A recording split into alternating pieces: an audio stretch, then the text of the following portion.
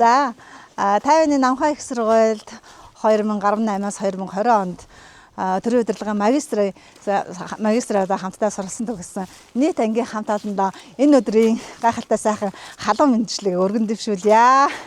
За тэгээд өнөөдөр манай ангийн бас нэгэн онцгой зочин маань хаа хол Улаанбаатар хотоос ихнэрээ дагуулад ирсэн байгаа. Тэр бол хинбэ гэж тэр бол манай Даган байгаа. Тэгээд Дагантайгаа ингээд энэ сайхан нутгаараа ингээд нутгаа бас үзүүлэн аялангаа сайхан ингээд явж гин. Тэгээ ангийнхнаагаа төлөөлөөд бидний хэдэн нөхөд Даганда бас төрсөн нутаг усаан үзүүлээд байгалан гайхамшигтай сайхан үзүүлээд явж гинэ. Тэгээд би одоо бас анх сургуульд ороод сурж байхдаа л найзуудаа хандаж ангийнхандаа хандаж шилдэг байсан. Тэгээ би тэд энд одоо 2018-аас 20 онд сурж авах хугацаанд үнэхээр жаахан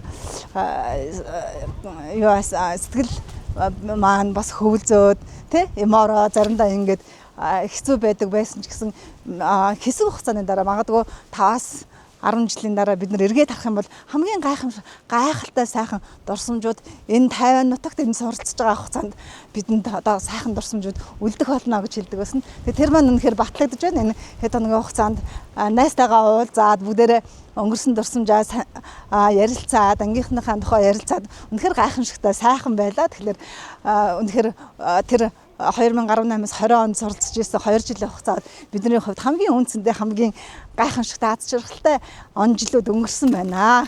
Тэгэхээр ангийнхандаа бас гайхамшигтай сайхан энэ өдрийн мэндийг хүргэе. Тэгээд хамтдаа 2 жилийн хугацааг дурсамж дүүрэн өнгөрөөсөн манай ангийн хамт олон та бүхэндээ аз жаргал эрүүл хамгийн сайн сайхныг хүсье. Амьдрал нь аз жаргалаар дүүрэн байгаасай, ажил амжилт бүтээлээр дүүрэн байгаасай гэж хүсье. За